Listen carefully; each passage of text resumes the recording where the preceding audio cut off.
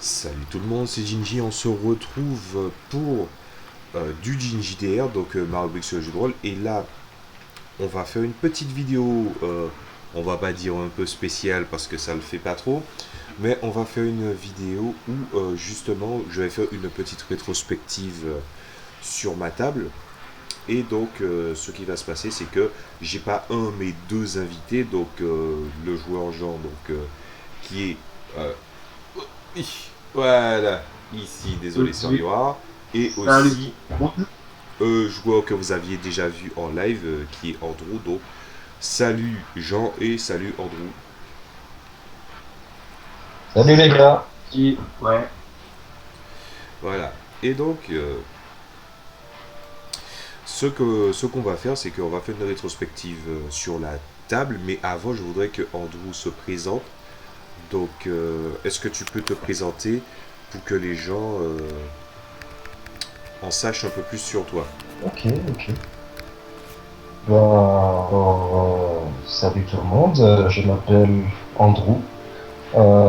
J'ai 24 ans.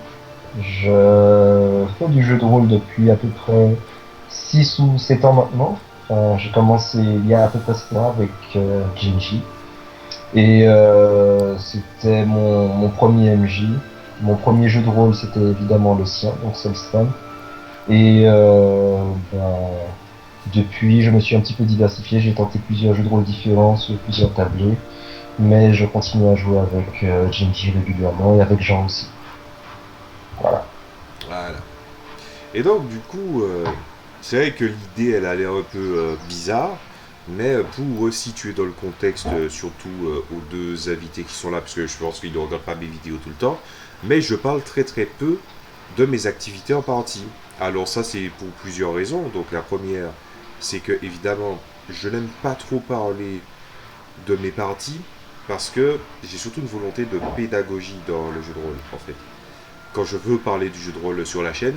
Et de l'autre côté, il y a toujours ce côté où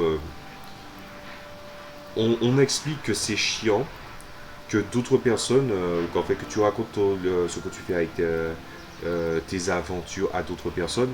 Et en fait, c'est surtout valable quand vous jouez le même type de jeu ou les mêmes jeux. Sauf que la plupart des jeux que je fais, c'est soit des jeux amateurs que je crée. Et quand je fais la différence entre les jeux que je crée pour moi et les jeux que je fais, évidemment, avec un côté amateur, c'est-à-dire que je n'ai pas vocation à le sortir du commerce. Donc, évidemment, tout a commencé au départ il y a plusieurs années de ça, hein, je pense que vous l'aurez remarqué, au vu du temps sur lequel ils sont dessus. Et du coup, quand j'ai composé la tablée, c'était surtout pour playtester mon JDR principal. Entre-temps, le JDR a eu pas mal d'évolutions, et on va pas parler de ça, en tout cas pas tout de suite. Et progressivement, ben, finalement, j'ai fini par avoir de l'expérience en matière de, de jeu de rôle. Et évidemment, comme je reviens de très très loin, ah ben, ça sera l'occasion pour moi de parler de, finalement de ce que j'ai fait à la table et aussi une opportunité pour eux aussi de discuter de ce qu'ils ont apprécié à la table, ce qu'ils ont moins apprécié, les péripéties, les problèmes, ou encore à l'inverse des choses qui sont un petit peu plus joyeuses comme le moment où vous avez les moments que vous avez le plus apprécié. Finalement la plus-value, parce que c'est vrai qu'on parle ça souvent à la table, surtout ces temps-ci, la plus-value à la table. Est-ce qu'elle est ma plus-value en tant que MJ? Donc qui commence? À qui je lance la patate chaude? Euh, je crois que Jean est volontaire.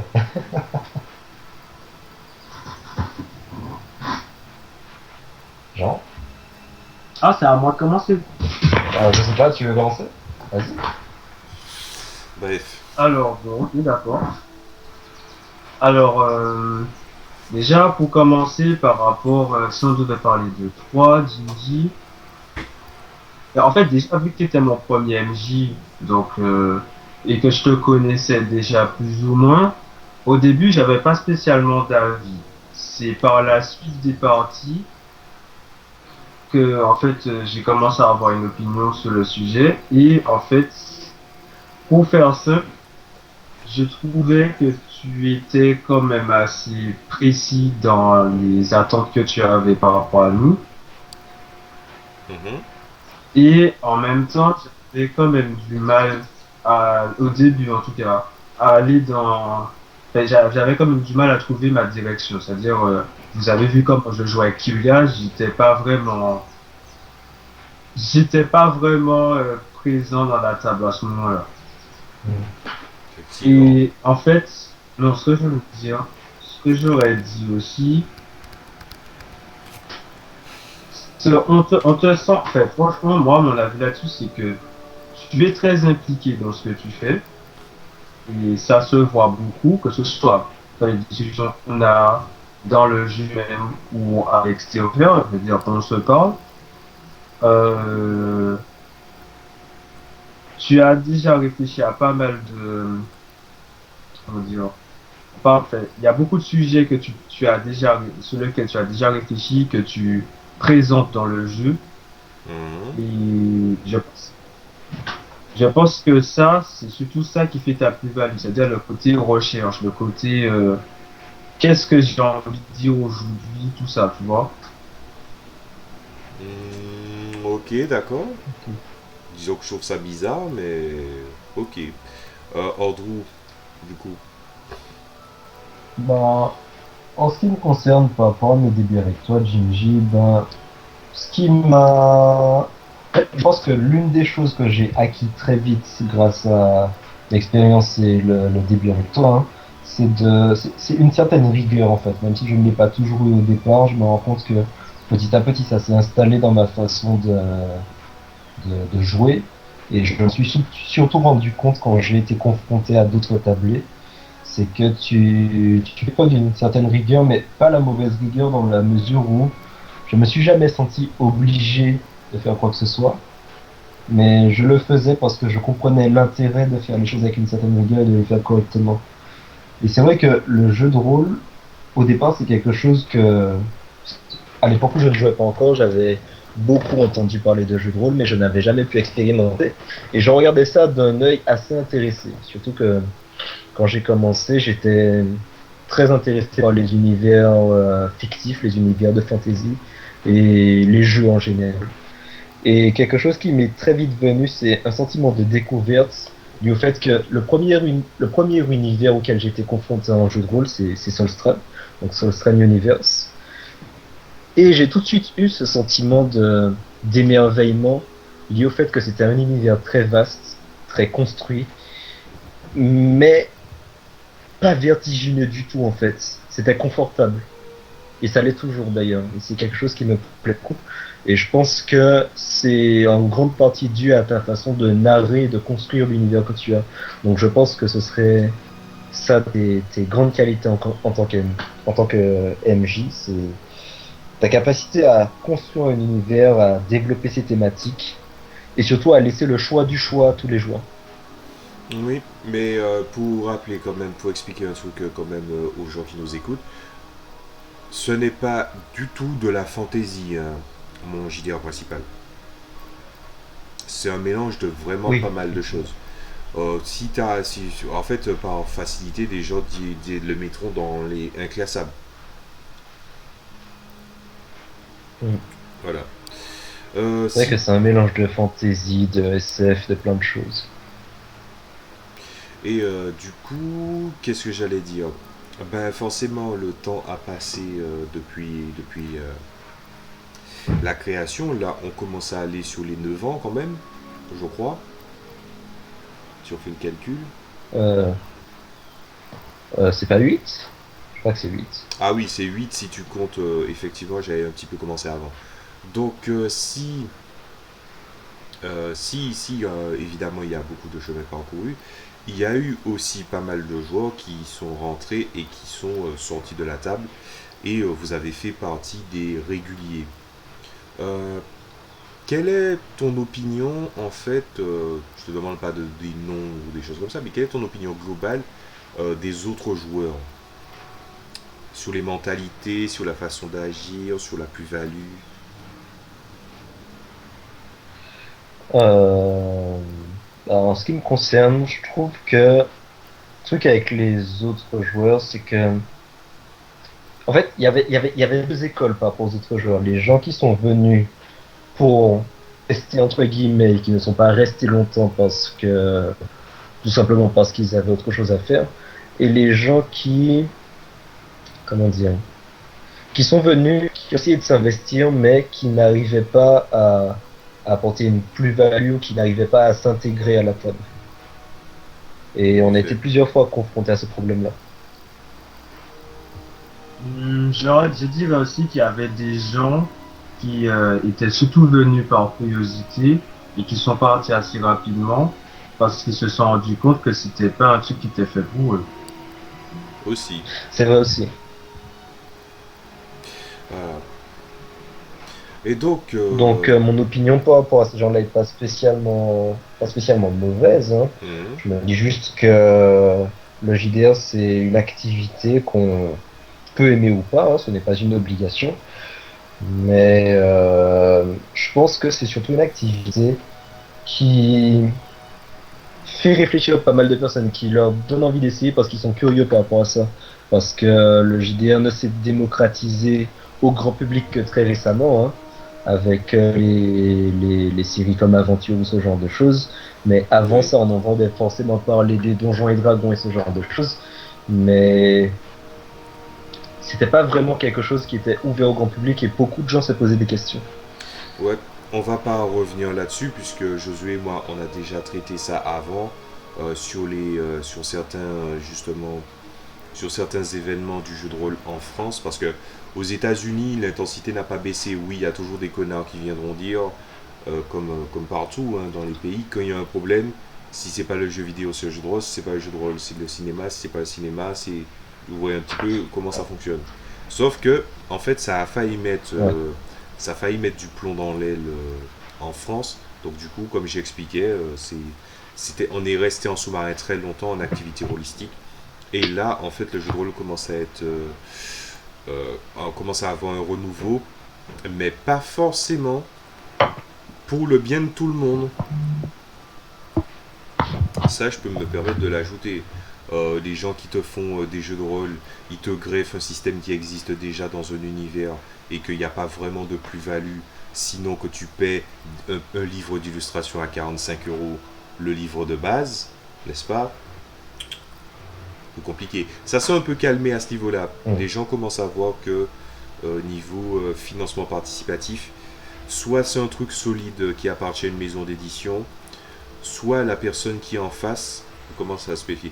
Et ça, il commence à se méfier. Et je pense que c'est plein de choses qui ont amené tout ça. On va pas prendre la peine d'en parler, puisque le but c'est aussi de faire une rétrospective sur la tablée.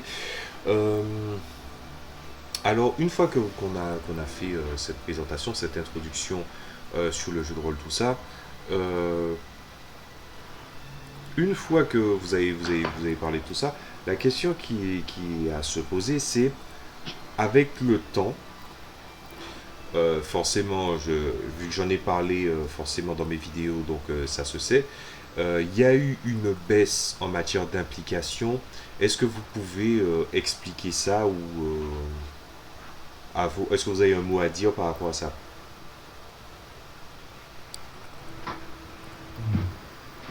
Hmm, par rapport à ça.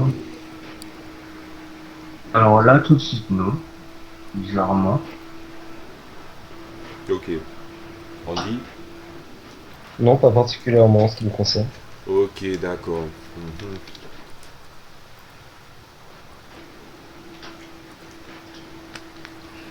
Bien. Ben, maintenant, on va parler de certaines, comment ça, de certaines aventures que vous avez fait, peu importe le jeu de rôle. Est-ce que vous n'avez pas trois aventures dont vous vous souvenez parfaitement que vous avez envie de raconter? Et vous devez dire évidemment quel JDR et ce qui s'y était passé. Alors, moi, je crois que la première qui me vient en tête, c'était un début de campagne dans Soulstorm. Je pense que celui-là avait vraiment marqué les esprits. Où On avait commencé la création de nos persos, hein, et on est allé faire une petite mission, tranquillou, simplement. Et on s'était fait, entre guillemets, kidnapper et hypnotisé par un vilain. Et il nous a fait forcer à commettre des attentats. Ah, je vois. Ouais, je vois c'est quelle campagne. Je pense on s'en souvient tous très bien, parce que c'était vite parti très fort, dans la mesure où c'est première partie, boum, attentat, vous êtes coupable d'attentat contre l'Alliance, tout ça, machin, peine de prison, etc. Et là, du coup, on s'enfuit dans un vaisseau spatial. Exactement. Et Ça m'avait... Je sais pas, cette partie-là m'avait tellement hypé, ça m'avait de... Il s'est passé tellement de choses en une partie, en fait. C'était génial. ouais, ouais, Et l'arc qui a suivi était excellent. Parce qu'en gros, c'était un arc basé autour de l'exploration spatiale. effectivement. Et du coup, en gros, c'est une espèce de, pour ceux qui connaissent 40K, Warhammer 40K, en gros, c'est qu'ils ont créé une espèce de vaisseau monde, un vaisseau qui était quand même d'une taille assez monumentale. Et le but, c'était justement de prendre un certain nombre de personnes avec nous, avec une intention de découvrir le monde, découvrir de nouveaux éléments, de nouvelles choses, parcourir des planètes, essayer d'aider si on peut. Et du coup, c'était bien. Mais pour revenir sur la campagne précédente, pour la campagne précédente, donc enfin pas la campagne, mais l'arc précédent dont tu parlais, c'est vrai aussi que, je veux dire, la tension, elle était retombée assez vite. Parce que oui, c'était génial, il s'était passé des trucs. Mais c'était retombé assez vite parce que, en fait, à ce moment-là, si je me souviens bien, la table s'est reformée, me semble-t-il. Puisque, en fait, la Oui, table a oui, été pendant un oui. moment scindée en deux, pour de très mauvaises raisons d'ailleurs, j'en ai eu le temps d'en parler. Donc, Ah, Tout à fait. Parce que voilà. c'était justement juste à la suite de la première partie, ou de la deuxième, que la table s'était Oui, regroupée. c'est au bout de la deuxième qu'elle s'est recomposée. Le soufflet, il est retombé, différence d'intensité et aussi pas mal de frustration sur la fin parce que quand même le personnage, l'ennemi qu'on appelait le marionnettiste, personne ne savait qui c'était, quelle race c'était et surtout quelles étaient ses ambitions. Et du coup, quand tout ça a été mis à nu et surtout que le personnage de Josué a gagné la capacité de pouvoir le détecter, euh, la fin, ah, c'était la fin de cet arc, on en a parlé en off il y a encore une semaine. C'était une cinématique et pas dans le mauvais sens du terme. C'est Ah le oui. personnage a enchaîné les bonnes actions et ça n'a pas manqué de blaser certains. D'ailleurs, on a eu le temps d'en parler un petit peu vaguement dans la vidéo sur la chance. C'est pour ça que je dis que Josué c'est le personnage de tous les jets quoi. Et donc Ah du oui, coup ça. non, mais ça a fini en cinématique. Il a été vaincu. C'était un personnage qui était très difficile puisque ça faisait déjà plusieurs arcs qu'il était assez gênant, voire même plusieurs chronologies. Ouais, c'est. Je crois que c'était le premier méchant vraiment récurrent, hein, Oui, c'est ça. qui, à la fin de chaque arc, on découvrait qu'il était lié de près ou de loin aux événements qui nous arrivaient, et à chaque fois, il arrivait à s'enfuir. Voilà. Mais ça, je l'ai expliqué, donc je vais le réexpliquer encore. C'est le fait que bon, j'ai quand même grandi avec des trucs des années 80, 90 et même 70 sur certains aspects. Et tu sens le côté un peu City Hunter, Nicky Larson. Il y a effectivement peut-être des méchants qui sont très peu récurrents en fait, donc des méchants qui restent, mais l'essentiel des ennemis que je créais, des méchants que je créais, ils duraient seulement un arc, alors que c'était le vrai premier qui était travaillé, tout ça. Euh, Ensuite, ouais, voilà, il y a eu la découverte ce genre de trucs là. On va pas parler de comment ça s'est fini. Donc, est-ce que tu as un deuxième cas à donner de campagne? Euh, Faut que je réfléchisse là, c'était l'aventure qui m'avait le plus marqué. Après, pour les autres, faut que je réfléchisse un petit peu. Bah, du coup, Josué, à toi. oui, alors moi, la première, en fait, il y en a une autre, mais je me rappelle pas assez des détails. Et celle qui m'avait ce qui m'avait beaucoup marqué, c'était une où on devait, euh, je crois qu'on devait se rendre à Genral avec Kalan et les autres personnages. Et en fait, à un moment donné, j'avais une idée très stupide, puisqu'il y avait des espèces de monstres dans les airs énergétiques. J'ai oublié c'était quoi exactement le nom.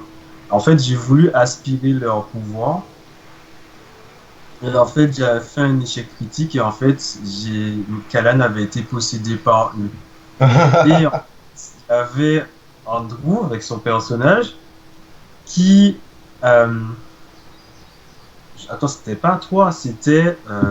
Si, si, c'est bien ça. Je me souviens bien. Effectivement, il y avait un élémentaire devant qui Oui. a mis, que tu as voulu absorber et que du coup, tu es tombé sous son contrôle et tu as failli tuer, comment dire ça, tu as failli tuer le Voilà. personnage tu as failli tuer Kira, donc le personnage d'Andrew.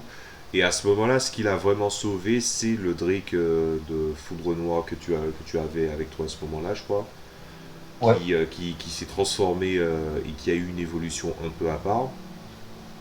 Et du coup, c'est ça qui a sauvé la situation. En fait, exact.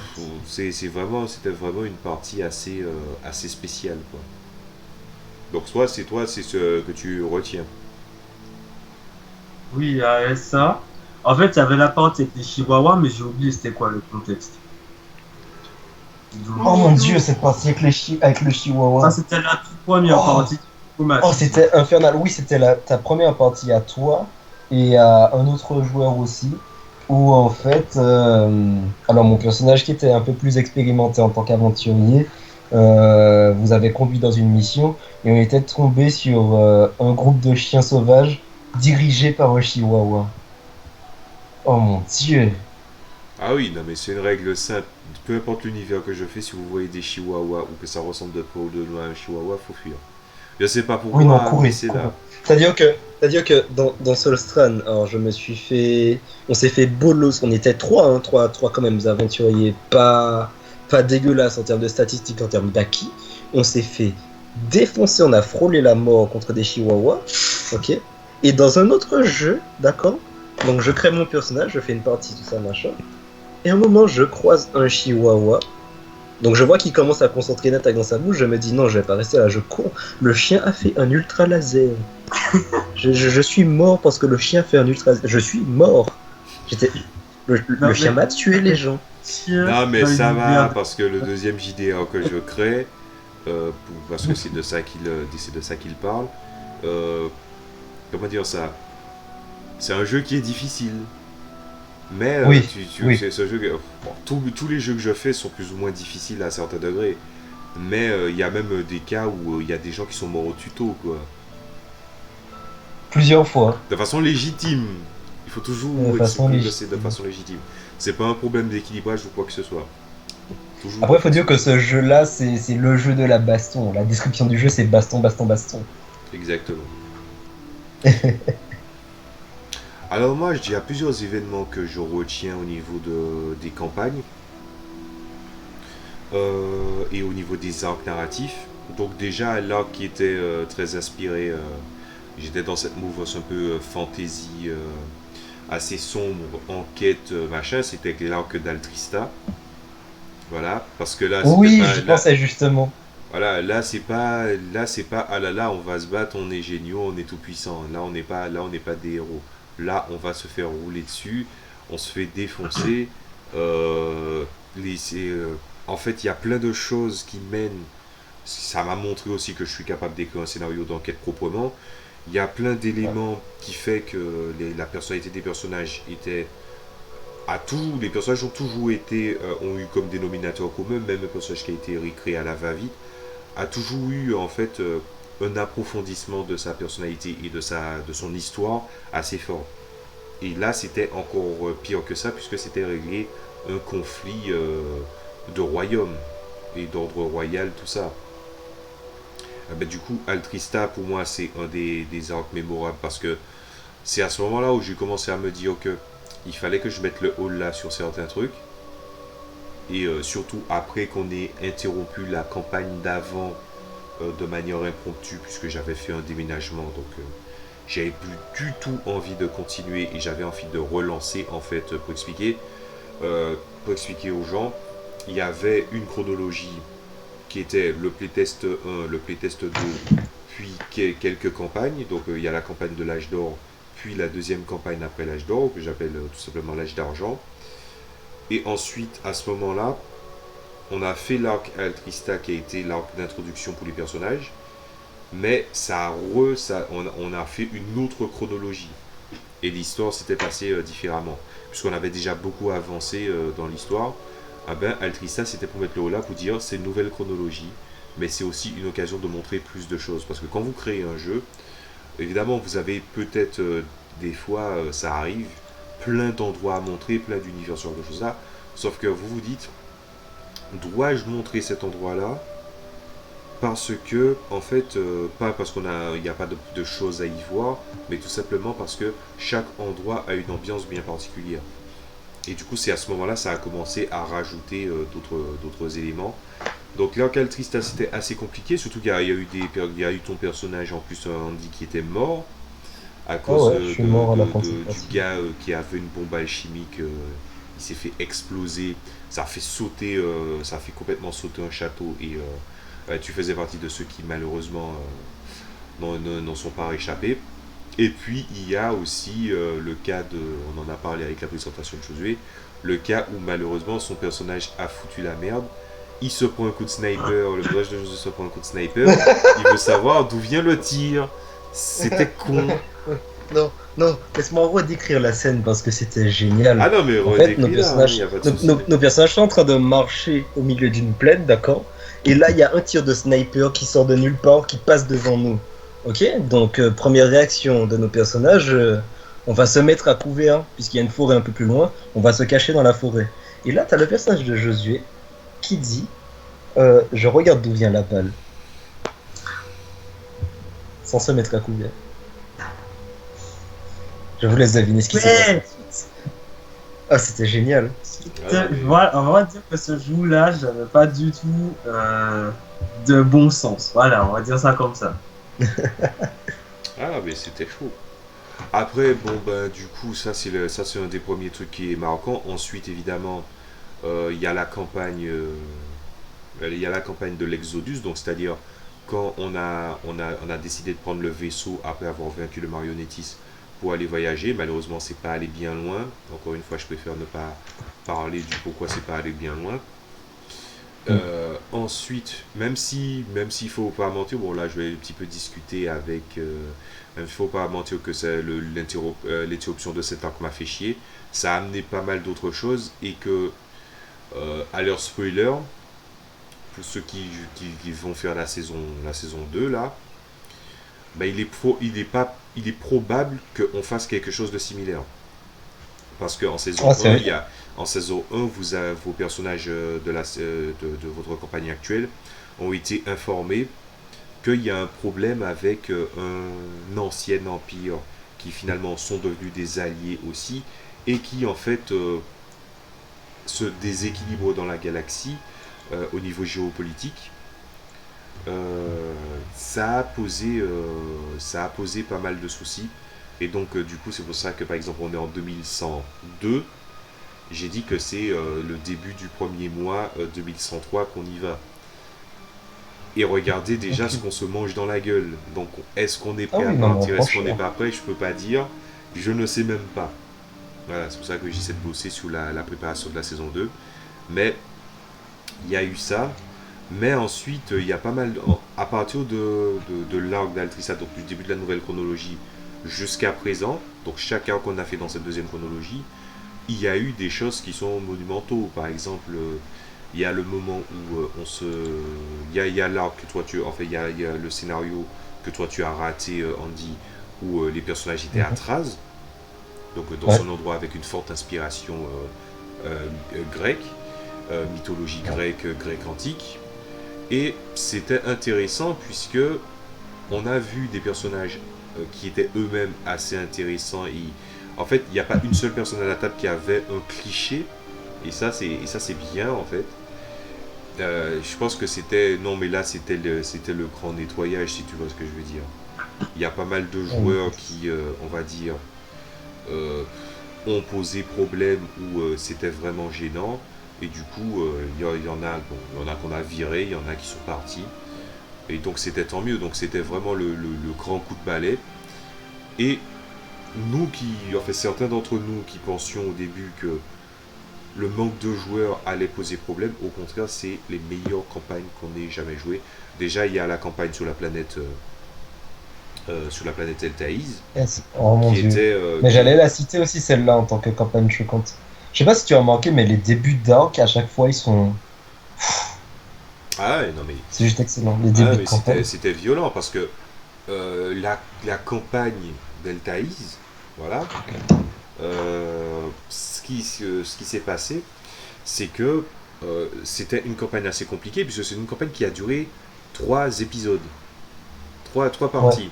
Voilà, c'était assez compliqué. J'en ai parlé dans les campagnes assez courtes, dans certaines vidéos, mais voilà, la campagne était courte, mais il s'est passé des choses grandioses. Et la campagne qui a suivi après, donc voilà, qu'on a appelé la colère d'Elysion, ben, ce qui s'y était passé, et toi tu n'étais pas là, c'est qu'on n'a pas eu de perso cliché. Les aventures étaient assez particulières, c'est-à-dire que, oui, si vous voulez, le système de tâches, puisque la société a un système de tâches qui demande à faire des missions des fois plus ou moins risquées, il y a toujours un côté où en fait tu as un boulot et que tu sais à peu près ce que tu veux faire, et que les héros, ben forcément, ils sont des aventuriers, donc ils essaient avant tout de remplir des tâches qui sont plus compliquées. Mais je pense que c'est la première fois depuis qu'on a vraiment commencé à jouer à Sosran où tu sentais qu'il y avait une certaine mélancolie dans la Ouais. campagne. Il y avait Ouais, une certaine clairement. mélancolie dans le sens où justement les personnages avaient une histoire qui était. Certains avaient des personnages avec une histoire assez lourde, il y en a d'autres qui essayaient de faire des choses et qui n'y arrivaient pas. Je rappelle quand même qu'il y a un mec qui genre il avait le gars il se croyait comme le gars unique, spécial, le guerrier forgeron ultime. Et en fait, ce qui s'est passé, c'est qu'il a fait la chose la plus stupide qui soit, hein, parce qu'il y a toujours des gens comme ça. Bon, tu vois, la forge moderne, les gens qui forgent de manière moderne, il y en a qui veulent juste faire des armes, des imitations d'armes qui existent dans les jeux vidéo, des trucs comme ça. Donc que ce soit dans des matières un peu, on va dire, un peu de broc, un peu les métaux, tous les métaux qu'il trouve, ben ça passe. Mais lui, il avait une vieille épée qu'il a forgée. Le gars, il a voulu se battre avec. La lame de l'épée s'est pétée. Il a voulu la remettre. Elle s'est pétée encore. Il s'est fait tuer parce qu'il y a une créature assez violente qui poursuivait le fantôme des héros. Ah non, mais les morts débiles, il y en a eu des masses, hein. D'ailleurs, est-ce qu'on en parle des morts débiles? Ouais, mais pour terminer avec ce que je disais par rapport à cette campagne-là a fait 7 parties, donc c'est pas plus grand que ça, mais il y avait une certaine mélancolie qui transpirait dans cette campagne-là, et surtout dans l'activité qu'ils faisaient, parce que ils étaient heurtés face à l'évolution de l'environnement autour d'eux, mais aussi d'une race qui avait vraiment une envie de créer un empire en faisant en sorte que toutes les races qui ne sont pas comme eux sont des esclaves. Et c'était une évolution des humains. Est-ce que c'est un signe? Je ne pense pas. Voilà. Et du coup, la manière dont ça s'est conclu, je pense que tous ceux qui étaient là, ils ont vu que euh, ça va être très difficile de surpasser cette campagne en matière d'intensité, en matière d'enjeu, en matière de fin. Voilà.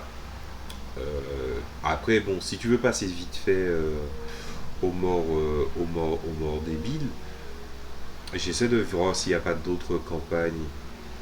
Non, mais j'ai déjà parlé de l'âge, là je dois appeler de reprise, donc ouais.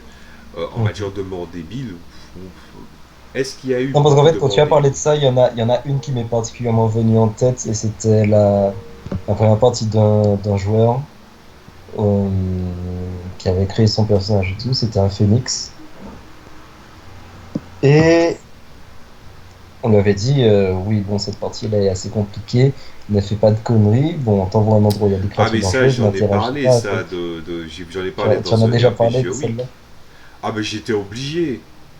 J'étais Oui, non, mais obligé d'en parler. On te parle de mort débile ou bien de. Qu'on parle de mort débile ou bien le fait qu'il y a des joueurs qui ne sont pas foutus capables de respecter une consigne. Faut qu'on en parle, que les gens ne sont pas foutus de respecter une consigne. Attends, je me rappelle pas. Mais si tu te rappelles, Je on vais va beaucoup trop raconter de parler de ça. nouveau, mais je vais essayer de faire vite. En gros, c'est tout le monde avait fait, tout le monde était arrivé a fait la campagne de l'âge d'argent. Donc c'est après l'âge d'or. Donc la plupart du temps, la plupart des personnages ont pris des fois la descendance, des fois c'est des personnages à côté. Et ce qui s'est passé, c'est que les personnages en question, il y a un joueur en question, ben, en fait il voulait faire une histoire pour son personnage, il avait un truc en tête. Et ce qui s'est passé, c'est qu'on lui a dit fais très attention, ça va être. Tu fais une partie solo pour raconter l'histoire de ton perso et ce qu'il va y faire. Donc il vaudrait mieux que tu ne te mettes pas en risque. Donc on lui a dit d'accord, il ne se met pas en risque. Évidemment, qu'est-ce qui s'est passé? Ben, forcément, il s'est mis en risque. Il s'est fait empoisonner. Je vous ai appelé, je vous ai dit bon les gars, écoutez, il a fait le con. Une fois n'était pas coutume, n'est-ce pas? Et du coup, ce qui s'est passé, c'est qu'il y a eu toute une histoire pour essayer de le sauver de l'empoisonnement. Sauf que l'ancien personnage de Josué, c'est-à-dire Kalan, qui était finalement la mère du personnage qu'il jouait, son personnage s'appelait Cole. Alors Cole, je crois qu'on l'a orthographié de toutes les façons qui étaient possibles. Oui, c'est Alors, terrible, je c'est terrible. t'explique. J'avais mis une orthographe que j'ai moi-même changée. Oui, voilà, Non, ça. mais tu l'as T'as changé changé. deux C'est pas fois. que tu l'as changé, c'est que tu l'as changé 3 fois.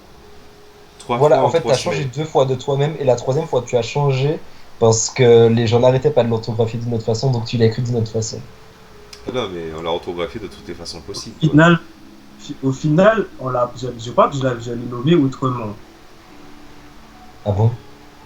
Attends. Je sais plus. Ça Non, doit être dans ta fiche, mais bon, c'est pas ça qui est important. Donc du coup, il y a eu une espèce d'épopée.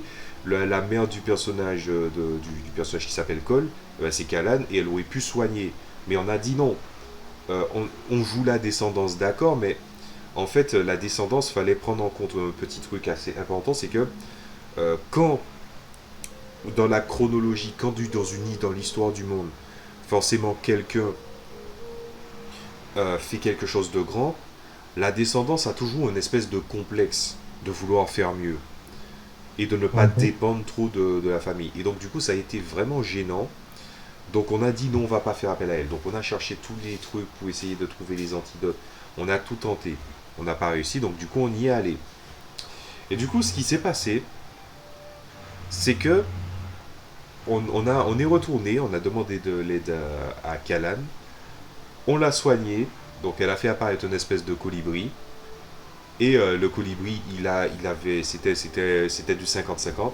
Soit il réussissait, soit il échouait. Et ben là, c'est un échec qui était assez monumental, on va dire. Et du coup, le cœur du personnage a explosé et il est mort. Pour ceux qui ont déjà vu la plupart de mes vidéos, c'est justement ce même joueur-là qui disait avant, quand justement je lui disais de ne pas faire le con, il me disait à cœur vaillant, rien n'est possible. et- Et ça a ouais, je magnifié vois. toute l'ironie de la situation. Et voilà. Après, je n'ai pas aimé, et je pense que vous aussi, si vous vous souvenez bien, aucun d'entre nous n'a aimé sa réaction. Non, clairement pas. Ben frère, Non. on a perdu une partie à essayer de le sauver, le con.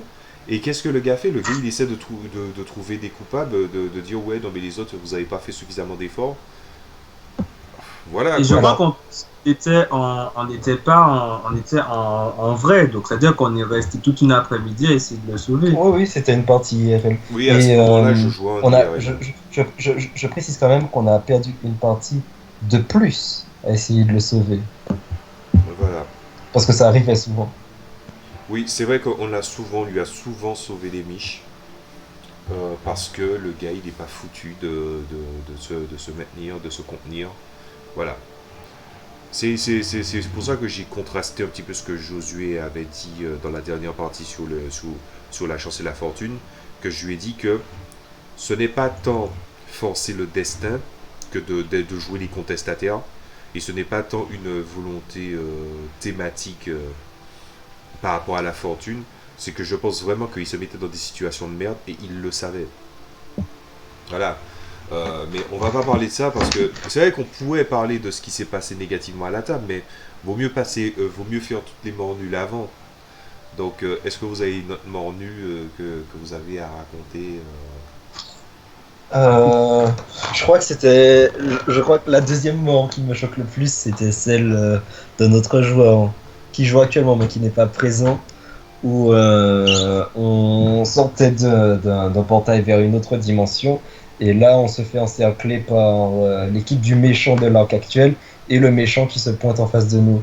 Et tu as le personnage du joueur en question qui arrive et qui décide de dire un truc totalement débile, genre s'il vous plaît, monsieur, est-ce que vous avez des bonbons? J'ai pas compris pourquoi il a dit ça. Non, mais Et il s'est ça. fait Non, mais planter et il est son mort. personnage n'est pas mort, il est tombé inconscient. Mais c'était Non, con ça l'a quand même. tué. Non, ça l'a tué. Il a ressuscité après, mais il Ah oui, était c'est vrai qu'on mort. l'a ressuscité, c'est vrai ça. Il était mort. Non, c'est genre les gars qui disaient, bon bah les gars, en gros c'était quoi déjà? Est-ce que, en gros, il disait, le groupe de méchants disait, bon bah, qui se sont avérés ne pas être des méchants, qui ont dit non mais vous allez nous suivre et vous allez nous suivre sans discuter, vous n'allez pas faire les cons. Et lui il disait, ah oui, est-ce que vous avez des bonbons dans votre camionnette? Et puis on le défonce et puis avant de s'évanouir, il dit avant de mourir, il dit je ne regrettais rien. Ah Mais mon c'était dieu. tellement subit, tu sais, il a fait sa blague de merde. Et puis il regarde son ventre, il voit qu'il y a une épée dans son ventre. Ah non, mais il y a des moments où il fallait. Il y a des moments forcément t'es obligé de te marrer. Euh, C'est voilà. vrai que les scènes sont tellement imagées dans ma tête et ça me fait penser à un truc, c'est que c'est quelque chose que je n'ai pas dit par rapport aux choses que j'ai appris avec Jinji, hein, c'est que il y a ce côté très imaginatif, très visualisation dans le jeu de rôle qui m'est venu par la suite. Mhm. Voilà. Non Et je mais voulais en parler parce que c'est important pour moi. ouais. Non mais le truc qui m'a fait le plus, en fait des morts stupides, il y en a pas tant que ça en vrai. Hmm. Ah, hein. Non, il n'y en a pas eu. En fait, il y a eu plus des moments où tu vois, il y a un joueur qui a voulu défier, on va dire, certains personnages ou l'univers lui-même, et que ensuite, ben, les choses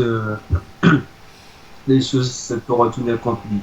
Par exemple, je sais pas, mais à un moment donné, il y avait un joueur, le joueur qui avait dit à cœur vaillant rien n'est possible. Je crois qu'il avait un problème avec un de ses personnages et pas, en fait, je crois que c'est enfin, Jinji, le personnage qui était dans le jeu. Jinji, le personnage de fiction, pas Jinji moi. Voilà, personnage de Mhm. fiction. D'accord. Lui, je crois qu'il devait l'aider. Euh, il devait l'aider. Enfin, j'ai oublié c'était dans quelle situation. Mais en fait, personne ne pouvait l'aider en fait.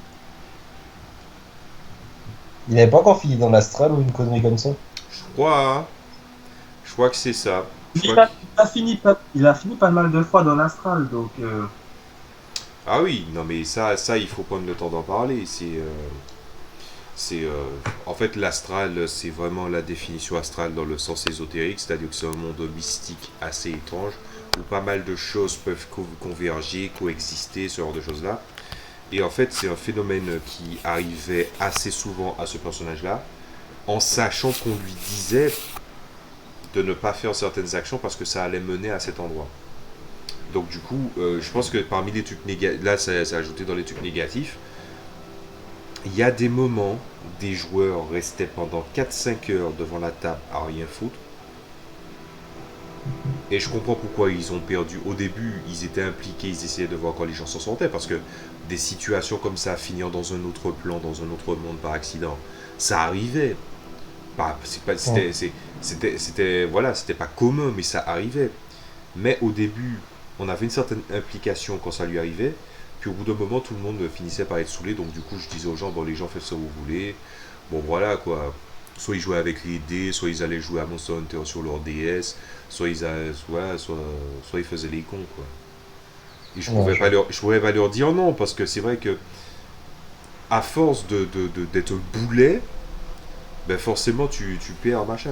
Le jeu de rôle, c'est aussi un jeu d'approbation. Parce que, ouais. évidemment, quand tu as envie d'aller à gauche et que tout le monde a envie d'aller à droite, ça dépend du MJ en fait. Il y a des MJ qui te disent la règle fameuse, il ne faut jamais séparer le groupe. Et j'y ai jamais cru en ce truc. Je pense qu'il faut séparer le groupe de temps en temps, tant que ça raconte quelque chose.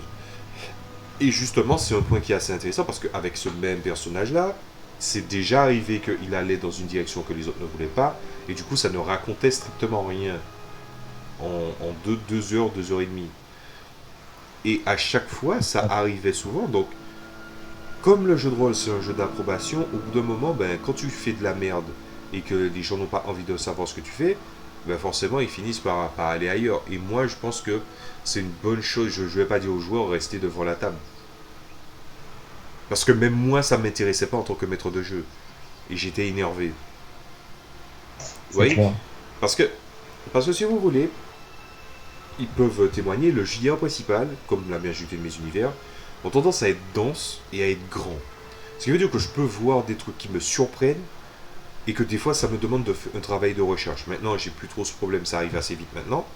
Mais, en tout cas, considérer que quelqu'un aille dans une direction qui ne me convient pas, ça ne me dérangeait pas, dans la simple et bonne raison où je savais que je pouvais interpréter ce qu'il y avait de l'endroit où il voulait aller. Mais le problème, c'est que c'est pas un endroit où il veut aller, c'est qu'il veut faire quelque chose de risqué dont la conséquence pourrait atterrir dans un endroit où possiblement les autres joueurs seraient en dehors et que du coup je devrais m'acharner le personnage. C'est finalement, parce qu'on peut en parler aussi de ça, c'est le problème que il y a des joueurs qui ont tendance à tirer la couverture. Parce que des fois il y a des joueurs où vraiment c'est ridicule, il y a des joueurs qui ne comprennent pas le simple fait que j'essaie que tout le monde dans le bien commun puisse être à l'aise et puisse avoir le même temps de parole, la même approche. Vous voyez d'où je veux en venir, les gars. Ça, et puis le fait que le jeu de rôle, c'est un truc qui se joue ensemble, quoi. Enfin, on Exactement, n'est pas là c'est un truc social. pour jouer chacun de son côté. Et quand tu as quand tu as des gens qui tirent la couverture comme c'est pas permis, ah bah du coup ça m'énerve. Ça m'énerve. Et ils savaient que ça allait mener à ça. Donc voilà, il y a des choses qui sont assez négatives et qui ont posé pas mal de problèmes. Donc là, on est à 47 minutes et quelques. Est-ce que vous avez des choses à rajouter concernant les aventures, les tablés peut-être faire une petite parenthèse sur les one-shots. Qu'est-ce que vous avez pensé Et des one one-shots shot. que j'ai fait, en fait? C'est vrai qu'on en a fait pas mal de one-shots. Explique Moi, à ce que... deux, ça peut pas vraiment. T'en as fait que deux, sérieux? Oui, c'est-à-dire Pour ceux le du one-shot grimoire. super-héros, il n'était pas là. Pour le one-shot Apocalypse Zombie, il n'était pas là. Donc, ouais. Ok, ok. D'accord. Et Bah, moi, ce que j'ai bien aimé... on a fait une tentative avec le W System de luxe pour un Ah oui, JDR spécifique et qu'on a adapté en one-shot, il n'était pas là non plus. Donc, ouais, en on n'a fait, jamais réussi à y jouer, ce jeu-là. les seuls one-shot qu'il a fait, c'est ceux de la quadrilogie du Grimoire. Effectivement. Donc, En ce qui me concerne par rapport au one-shot, déjà quelque chose que j'aime bien, c'est que... En fait, je sais pas si le terme dépaysement est exact dans le cas présent, mais en fait, on a vraiment l'impression de jouer totalement à un jeu différent dans la mesure ah, où mais c'est le c'est but. pas le même système. Oui, mais c'est ça, mais en fait, par exemple, quelqu'un d'autre qui ferait un one-shot, il pourrait juste prendre le même système, te prendre les mécaniques, et puis voilà quoi. Sauf que ça fonctionnerait pas dans la mesure où ça raconterait pas notamment l'univers dans lequel on essaye de, de s'imaginer, tu vois. Non, mais je vais faire une petite parenthèse par rapport à ça. En fait, pour expliquer le truc, c'est que la majorité des one-shots que je fais, c'est moi qui crée le système de jeu et de résolution expressément pour ces one-shots. exception faite pour le W système de luxe et pour Pathfinder. Autrement, j'utilise Ouais, toujours parce des que systèmes oui, après. que je crée pour un jeu et pas autre chose. Voilà. Donc oui, effectivement, je n'ai pas un système générique débile pour les one-shots. Je me dis, je vais jouer dans cet univers de manga là. Eh, mais c'est quoi ton système? Ah ben en fait, je vais juste prendre le système de dessin et puis c'est tout. Sauf que le système de dessin, ça veut plus ou moins rien dire. Encore une fois, je rappelle, le système de résolution. Donc les dés ne disent pas que c'est un système, si vous voyez ce que je veux dire. Ouais, clairement pas. Voilà. Donc c'est On de peut ça pas qu'il se permettre parlait. de dire c'est un JDR parce que je lance des dés. Ouais, j'avoue que c'est chaud, ça. Ah, mais il y a des gens qui pensent ça, hein. À partir du moment où tu lances des dés pour résoudre un truc, ça y est, c'est un jeu de rôle. Moi, j'ai surtout J'aime remarqué pas. que si je faisais quelques recherches en off pour les jeux de rôle en général, qu'il y avait des gens qui allaient dans des forums, qui disaient qu'ils avaient des idées de jeux de rôle, Et qui te mais demandaient des en systèmes? fait, ils n'avaient pas envie de chercher d'idées pour faire des systèmes. Tu Ouais. vois, en fait, j'ai l'impression que les gars, ils n'avaient pas du tout envie de faire de recherche là-dessus, et ils cherchaient des trucs super faciles à apprendre. Donc, Ouais, c'est ça. Combien de fois j'ai Ouais, mais vu en fait, dans des trucs. copier un système, c'est comme si tu restes là et tu copies le scénario d'un truc, parce que finalement, le système utilisé dans le jeu de rôle, c'est un moyen utilisé par le jeu pour te faire vivre cette expérience-là. Donc, si tu copies un moyen qui n'est pas adapté, en fait, déjà, ça va altérer l'expérience, mais en plus de ça, enfin, ça va pas du tout desservir le propos, selon le système que tu prends ou pas. Ouais, non, mais le nombre de fois où je suis allé sur des groupes Facebook où des gens disent: Ah, j'ai un univers, vous avez pas un système à me filer? Comme ça. Attention, là, attention. mais Pour... moi, j'ai déjà vu ça aussi. Non, mais pour expliquer le truc, vous connaissez mon opinion là-dessus. Vous voyez ce que je veux dire par là? Ouais. Et tu peux appeler ça de l'objectivité, de la subjectivité, ça va dans le même sens. C'est-à-dire qu'il faut que le système de résolution et de jeu soit en adéquation avec l'univers. Et pas juste faire une greffe parce qu'après il va y avoir certains problèmes que tu auras du mal à gérer. Ben, vous voyez ça. Le fait que des gens viennent pomper tout un système de jeu ou de résolution, ben c'est exactement ce dont je parle assez souvent et c'est ce que je combats. Les gens vont vendre leur livre 45 euros pour un travail qu'ils n'ont même pas bien fait, quoi. Voilà. J'avoue. En tout cas, je verrais mal un escroc comme ça venir me faire une remarque là-dessus. On est d'accord. Ouais, pour ça. En matière de one-shot, je fais en sorte de créer un système à chaque one-shot. D'ailleurs, par exemple, ah oui, il y aura une autre exception encore, c'est My Little Pony, évidemment. Ah oui, on n'a pas encore fait My Little Pony, ça. Et j'ai déjà trouvé l'idée du système pour de jeu et de résolution pour Master of the Universe, Shira, Iman, Musclor, tout ça. Alors ça va être drôle. Ah, mais moi j'attends de finir les one-shots, hein. Ah, ça promet. Voilà. Donc ouais, non, Mais ouais, oui, pour continuer ce que je ouais, vous disais sur les one-shots. c'est ça. Pour revenir sur les one-shots, moi je suis assez content parce que à chaque fois je me retrouve dans un univers différent et je me sens vraiment impliqué encore une fois. C'est par rapport à cette façon de narrer, de raconter l'univers dont je parlais tout à l'heure là. Du coup, je me sens immergé. Voilà. Mhm. Qu'est-ce que j'allais dire? Forcément, là, on parle de la rétrospective du truc, on a parlé des bons événements, des bons moments, on a parlé aussi de certains problèmes que certains ont à la table, mais on doit parler quand même des moments, puisque il faut quand même équilibrer, il faut quand même parler des moments où soit j'ai chié dans la colle, ou soit les choses se sont mal passées à la table, littéralement. Par exemple, je pense au one-shot, je m'en souviens toujours et je ne risque pas de l'oublier, le one-shot avec le système de Pathfinder. Et tu Ah es oui, le c'est mieux vrai que celui-là. invité, Andy, à en parler justement. Ah mon Dieu, Parce que c'était ce qui extrêmement t'est frustrant. arrivé, ce que tu as vécu, les gens de Pathfinder V1 le vivent aussi. Le fait que les gens qui n'ont pas de magie, ah, mais ils prennent cher. Et toi, t'as pris un Ouais. guerrier, quoi. En fait, ouais, je jouais un guerrier de la main libre. Et sur le coup, j'ai eu l'impression que le jeu c'était Skyrim, tu vois. Tu dois faire un peu de tout pour te démerder. Genre, tu dois forcément avoir une épée, tu dois forcément faire de la magie, et tu Oh, peux le jamais multiclassage n'est pas t'engager dans une encouragé. voie. De quoi? Oh, le multiclassage n'est pas forcément encouragé. Le multiclassage C'est est ça. bien dans Donjons et Dragons 3.5 et dans Pathfinder. Je n'ai rien à dire sur le multiclassage. Mais je te l'ai dit, le problème c'est que c'est surtout que, heureusement que j'ai sauvé la mise par rapport au jeu. Par exemple, je t'en ai parlé du fait que la version 2 de Pathfinder maintenant, certaines choses que j'ai avancées à ce moment-là, et le truc n'était pas encore sorti, ils l'ont mis. Le fait de mettre des actions de base, peu importe le niveau, un certain nombre d'actions. Voilà. Mais pour retourner à ce que je disais, Pathfinder, c'était vraiment chiant parce il y avait des personnages qui voudraient servir à quelque chose et qui serviraient à rien. Et je pense que c'est la différence entre comment tu crées un héros et comment tu crées une créature. C'est pas du tout le même délire. Et donc du coup, j'ai dû adapter certains ennemis. Autrement, ça aurait été plus difficile.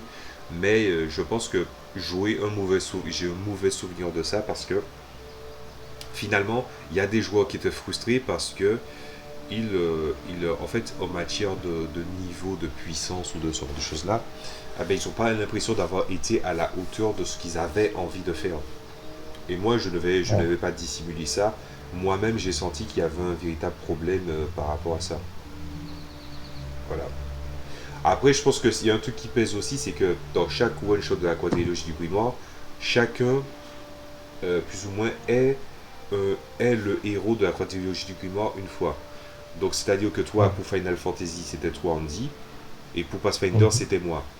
Et je pense que c'était assez particulier, puisque la classe unique que j'avais créée, c'était quand même, la race était quand même mi-dragon, mi-elfe.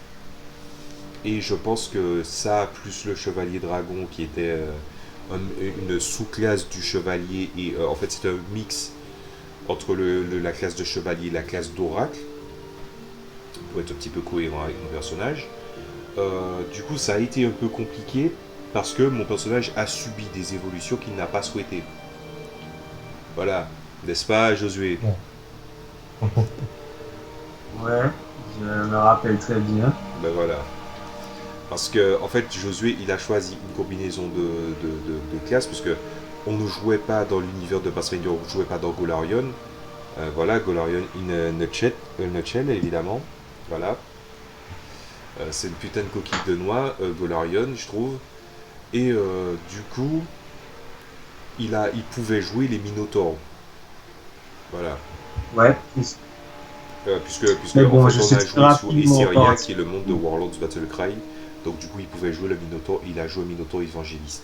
Une combinaison qui était insolite mais jouable.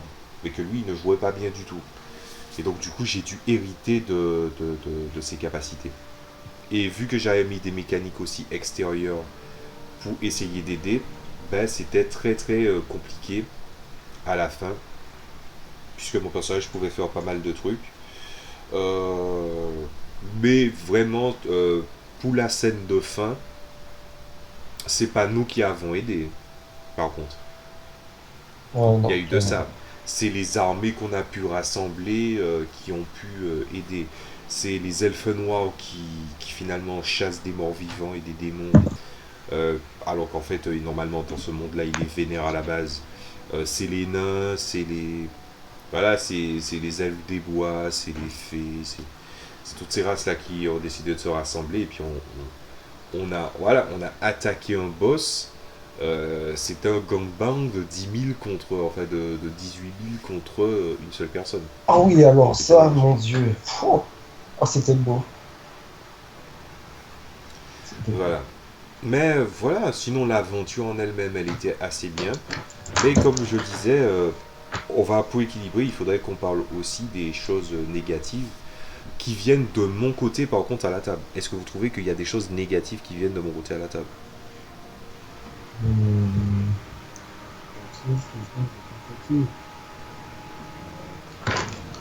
Parce que vous le savez très bien, moi je suis quelqu'un qui aime beaucoup me remettre en question. Et j'avoue qu'il y a pas mal d'éléments, pas mal de choses où je me pose la question, est-ce que c'est moi le problème ou pas?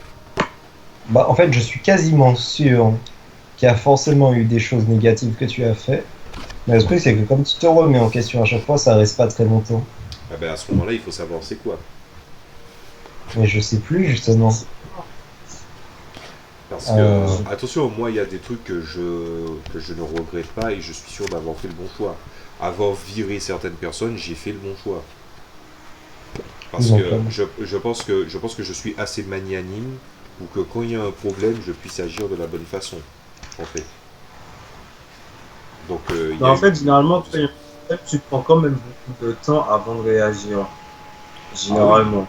C'est-à-dire ah que oui, je prends 3 jours tu avant de n'agis pas réfléchir. directement. En fait, je prends trois Voilà. jours pour réfléchir et après j'agis. Voilà. Mais, voilà. Après, il y a aussi des je moments... dirais que tu prends trop de recul pour qu'on puisse dire que tu aies vraiment fait des trucs chiants, en fait. C'est peut-être possible, hein. Parce qu'il y a des moments où il y a des gens qui ont chié dans la colle. Alors là, bon, moi j'étais implacable, hein. Et Ouais. ça, je ne le nie pas. C'est très important pour moi de gérer le jeu de rôle, surtout que je le fais autant pour moi-même que pour les autres. D'ailleurs, c'est comme les fois où, par exemple, je mets pas la barre haut et je me rends compte que la barre elle est au sol en fait.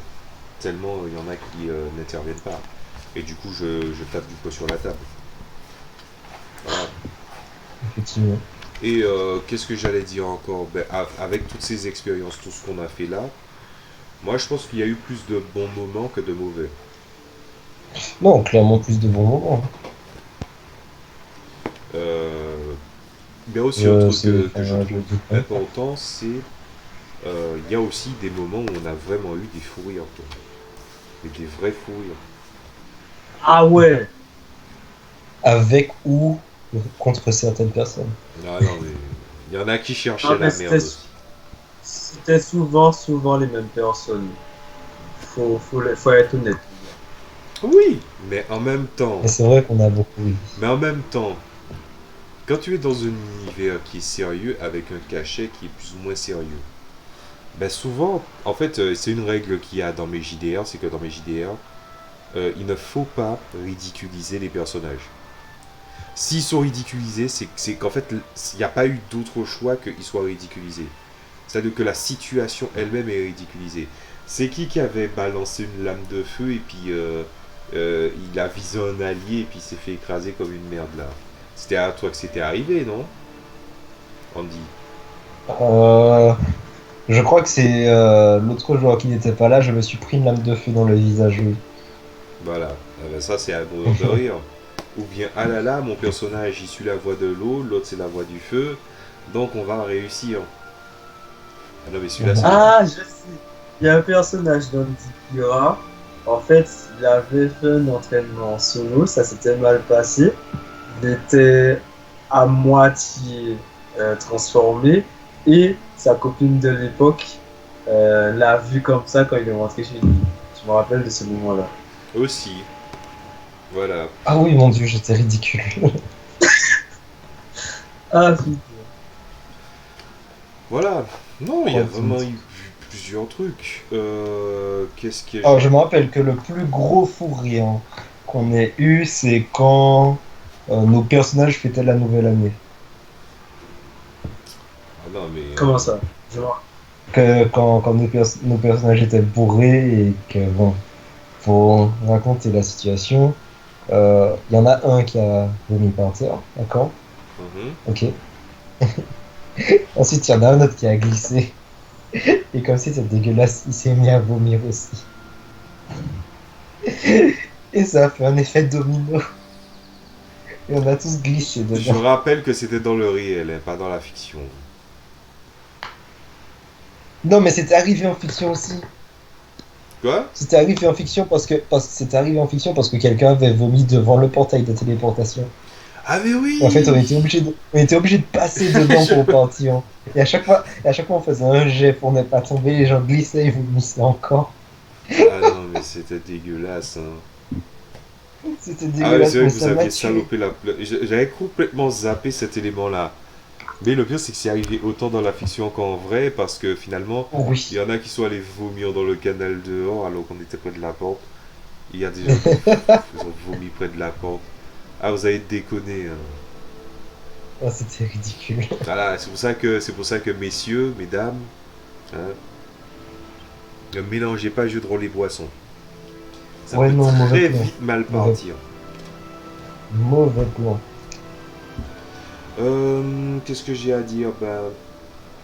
Hmm, est-ce que vous avez des axes, enfin surtout toi Andy, est-ce que tu as des axes selon toi d'amélioration? Parce que c'est vrai qu'on n'a pas fait de rapport de partie et faut le dire, la table est allergique au rapport de partie.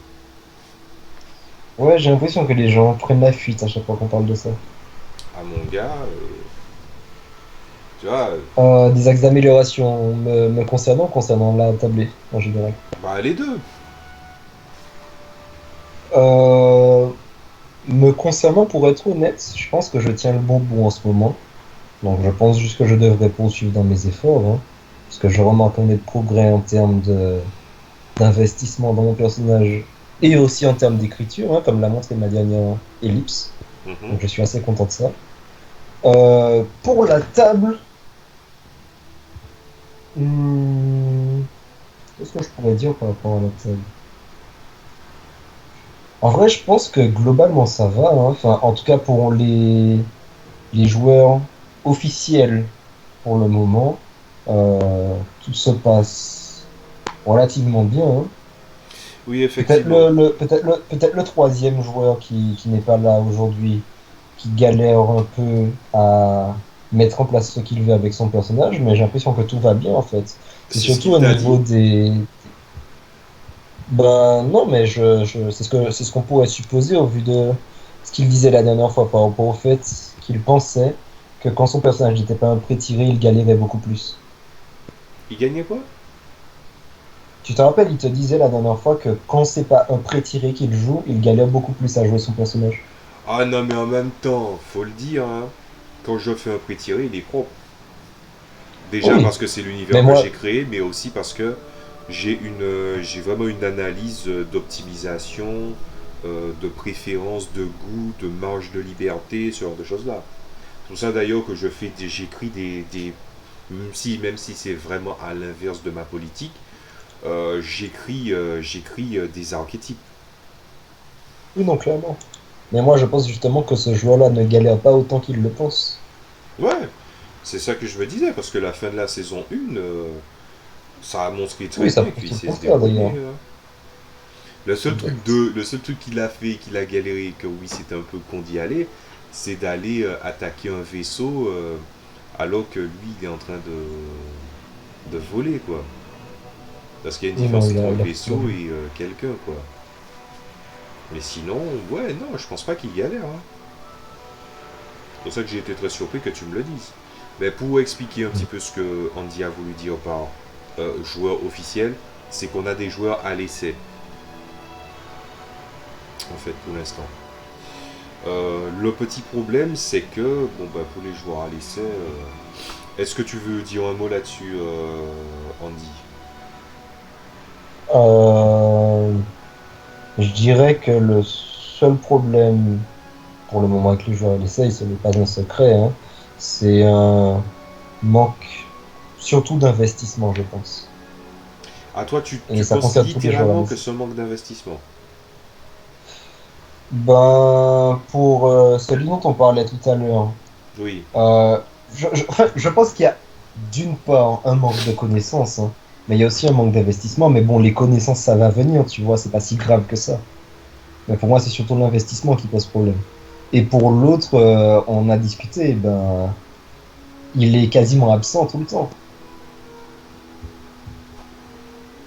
Hmm. Attends, tu parles Tu vois ce que je veux tu dire? parles de la même personne ou bien deux personnes différentes? Non, non, il parle pas Non, de je te parle de deux parle, personnes différentes. voilà. Il Ah parle de oui, celui non qui mais sert là. moi je le dis, hein, je peux me permettre de le faire. Les deux personnes à l'essai, c'est un fiasco, hein. Un, parce que l'autre, c'est vraiment un absentéisme monstrueux, malgré le fait que la première raison pour laquelle il a quitté la table la première fois, c'était l'absentéisme. Il ne fait pas de... Il y a, franchement, comme je l'ai dit, pour moi, les trois cœurs du truc, c'est que tu peux avancer facilement dans un jeu, que tu as de l'assiduité ou de la ponctualité, et le troisième, c'est que tu as une plus-value. Le véritable problème, c'est que la personne est tout le temps absente, alors qu'en fait, c'était ça qu'on lui reprochait à la base. Donc, moi, je sens que c'est compromis. Hein. C'est simple, s'il n'est pas là dimanche, c'est foutu. En fait, j'ai l'impression qu'il dit qu'il veut jouer, mais qu'en même temps, c'est seulement quand il a envie. Ouais, mais à ce moment-là, je dirais ce que dirait un MJ à la base, c'est j'en ai rien à foutre. Tu vois ce que je veux dire par là? C'est comment expliquer ça? Non, mais je sais. Le jeu de rôle, si tu veux, euh, c'est un jeu de groupe. Donc forcément, il y a des moments, des joueurs qui sont pas là, il va devoir creuser un écart. Je ne suis pas dans la politique de ah oui, mais il faut que tout le monde soit là pour jouer. Parce que si jamais je faisais ça, ça nuirait au plaisir On de pas jouerait mal quasiment d'entre eux. jamais. On jouerait tellement rarement si on faisait ça. Donc c'est hors de question. Et même quand tu donnes une occasion à la personne de se rattraper, elle le fait mal, elle se trompe, elle fait le truc de manière malpropre, tu lui donnes l'indication, machin. Je suis désolé, mais il n'y a pas d'excuse. Pour moi, c'est simple. Hein. Si dimanche, il n'est pas là, il est viré de la table. Mais définitivement. Hein. Il n'est pas banni, mais définitivement, enfin, jusqu'à pendant une durée déterminée, il ne peut pas rejoindre la table. C'est fini. Parce que de toutes les façons, vous le savez, j'en vous en ai parlé. Là, pour l'instant, je suis en Martinique, patati patata. Bon, avec le coronavirus, ça a l'air de durer plus longtemps. Hein, n'est-ce pas? Et du coup, forcément, s'il y a des gens en Martinique avec qui j'ai envie de jouer au jeu de rôle, en France aussi. Et en France, je voudrais peut-être rencontrer des gens qui voudront jouer à ma table. Et est-ce que je vais prendre des gens qui habitent finalement en Martinique, mais que finalement ils sont pas ponctuels ou quoi que ce soit? C'est hors de question. C'est-à-dire faire en sorte de bosser pour le plus grand nombre, enfin jouer pour le plus grand nombre, ça veut aussi dire en quelque part que je suis prêt en fait à je suis prêt aussi à laisser de la place aux potentiels futurs joueurs qui risquent d'arriver. Voilà. Donc ça c'est pour le joueur qui est très absent. Mais c'est foutu, hein. Moi je sens que c'est foutu. Donc et pour le deuxième joueur, bon là c'est tout qui va pas. Même avec de la bonne volonté. Tu as parlé du manque d'implication, un manque d'investissement. Moi, je te dis, c'est le moment où il va falloir briller. Parce que moi, je te dis un truc. Josué n'est pas à la table, mais je lui parle quand même de ce qui s'y passe. Toi, je vais te dire c'est quoi le truc. Là, je suis en train d'écrire, de mettre à jour vos fiches pour la saison 2 du JDR principal de Solstrad. Le truc, c'est que je pense que à partir du moment où j'ai écrit toutes les fiches et que j'ai mis toutes les fiches à jour, tous les trucs à jour, toute la database est bonne, et de vos personnages, hein, c'est-à-dire que vous avez des personnages plus précédents qui ont aussi des données, les données je les traiterai à part, il n'y a pas de souci. Mais si jamais je finis les fiches et que l'appréciation est toujours négative, parce que la plus-value, elle n'est pas en tant que joueur dans un jeu, elle est en tant que joueur tout court autour de la table. Ben à ce moment-là, si ça ne change pas, ben je vais le virer hein, aussi. Et ce qui montre aussi en quelque part que mon enthousiasme que j'avais, que en fait j'avais trouvé 3 potentielles personnes pour jouer, ben 2 personnes commencent déjà à désister, ça me fait un peu chier. Ouais. Voilà. Ouais, j'avoue que ça c'est chiant. Ben là on va faire la conclusion parce que là on est à 1h13, donc est-ce que vous avez des Déjà choses à rajouter, à dire par rapport à la table, par rapport à moi, par rapport à vous, entre vous, ou par rapport aux joueurs? Est-ce que vous avez des choses à dire, à ajouter? Non, j'ai l'impression que j'ai tout dit, hein, et que ce que je pense de la table est bien ressenti à travers notre discussion. Je sais pas si j'ai besoin d'ajouter quoi que ce soit. Bah allez, Non. Jean, c'est ton tour. Et Moi, toi, je... Josué, moi, je dis... Attends. Moi, je dis que pour conclure, qu'il y a eu pas mal de... Il y a eu pas mal d'événements qui se sont passés à la table, que ce soit en positif ou en négatif. Mhm. Je pense que Je pense que, comment dire, je dirais, je dirais juste que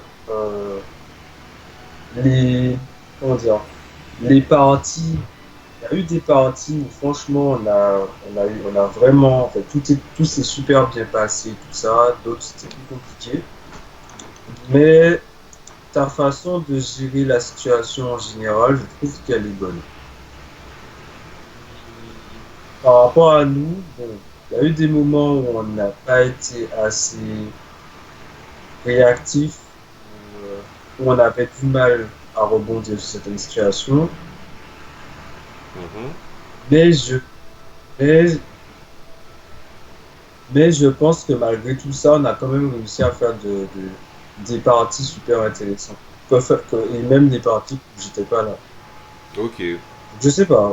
C'est vrai que non, je trouve que la tablée, elle est bien. En fait, c'est juste, moi personnellement, que j'avais du mal avec deux joueurs en particulier, qui sont plus là d'ailleurs. Et en fait, je trouve que depuis qu'ils sont plus là, les choses sont un peu mieux en fait. Andy, tu en arrives à C'est cette vrai. conclusion aussi, tu vois de qui il parle. Oui, totalement. Est-ce que tu es Totalement. d'accord avec cette conclusion? Plutôt oui. Et je voulais rajouter un truc aussi. Vas-y. C'est que, en fait, je me suis rendu compte d'un truc, c'est qu'avant, je me rappelle que je te trouvais peut-être un peu trop strict par rapport au jeu de rôle. Oui, Trop, enfin, voire sévère. Et oui. en fait, j'ai réfléchi. Je pense que je te trouvais sévère parce que c'était un jeu et que je me disais que ce n'était pas la peine d'être aussi sérieux pour un jeu. Et ensuite, j'ai réfléchi et je me suis dit que, en fait, c'est pas parce que c'est un jeu qu'il faut pas prendre la chose au sérieux dans la mesure où il faut un minimum de sérieux, de rigueur pour mettre en place ce cadre où justement on va s'amuser. Et je pense que le problème, un des problèmes qui a fait que les personnes qui étaient à la table et qui sont partis et qui finalement c'est pour le mieux, un des problèmes qui s'est posé, c'est que justement ils n'étaient pas euh, capables de comprendre justement que même si c'est un jeu, il faut un minimum de sérieux pour mettre ça en place. Oui. Bah, qu'est-ce que tu veux que je te dise d'autre par rapport à ça? Comment expliquer ça? Je pense que, je suis toujours strict, il n'y a pas de souci. C'est juste que, par contre, il y a certaines choses dont je me suis délesté. Il y a Bah, certaines par choses exemple, dont on je n'est me pas suis obligé d'écrire délesté des ellipses. parce que ça, en fait, ça me saoulait de devoir surveiller ça. Je disais non, mais Mm. c'est pourquoi je me fais chier avec ça. Et puis des fois, oui, il y a effectivement le fait que je suis strict. De toutes les façons, tu l'as vu, hein. Même les personnes qui disaient qui sont parties et qui trouvaient que j'étais strict, ah ben maintenant ils sont MJ, ils s'en mordent les doigts. Mhm. Ils Ouais, en commencent à effet. voir où est le problème. Donc voilà. Moi, si tu veux, j'admets que je suis strict, mais après, je me suis détaché de pas mal de choses. Et aussi, je me suis dit, il fallait vraiment que je change de posture par rapport à ça. Après, après c'est vrai qu'il y a un investissement qui, des fois, de votre côté, fait que mon appréciation sur la table est parfois mitigée. Je dis bien parfois. En tout cas, pour le JDR principal, je sais qu'il y a certains problèmes qu'il n'y avait pas avant et qu'il y a maintenant. Je pense qu'avec la saison 2, ces problèmes vont disparaître. Tu penses à quoi comme problème? Bah, le fait que, par exemple, le JDR principal, il y a une mécanique dans le système de jeu, une mécanique de traits, où les personnages ont des traits comportementaux, une somme de savoir, des titres ou des choses comme ça, mais que c'est un jeu, si on se base sur l'univers du manga, puisque le manga c'est quand même la base, bah, il y a aussi des fois des confrontations ou des appréciations des histoires qui se créent entre des personnages. Il y a vraiment des choses fortes qui se créent. Et lorsqu'il s'agit de traits relationnels avec d'autres personnes, que ce soit en tant que PNJ qu'en tant que PJ, c'est inexistant. Ça fait des campagnes, ça fait depuis l'âge d'argent que c'est inexistant. En C'est vrai fait, que c'est quelque chose qui a disparu, ça. et ça fait déjà depuis la saison 0 que je prépare ça. Donc du coup, là, ça va commencer à peser, puisque ça fait partie du jeu. Et je pense que c'est ça aussi qui va permettre de déterminer si vous saurez tenir la cadence ou pas.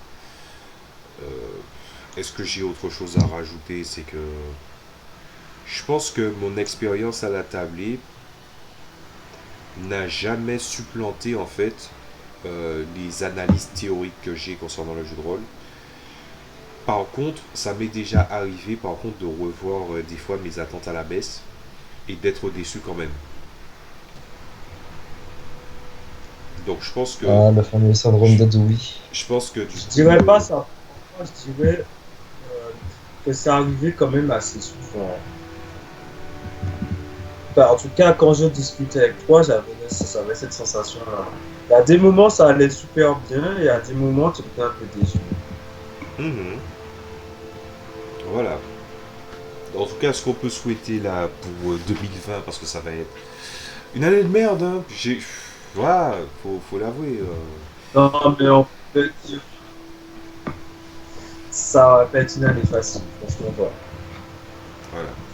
Donc, est-ce que je vous laisse le mot de la fin ou si vous avez quelque chose à dire, allez-y. Euh,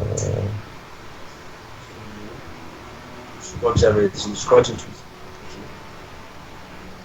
tu veux pas faire la conclusion? dit. Non, mais si. Je sais pas comment conclure la vidéo, moi. Ok. Non, mais si vous n'avez pas le mot de la fin, il n'y a pas de souci. Du coup, on va conclure ici.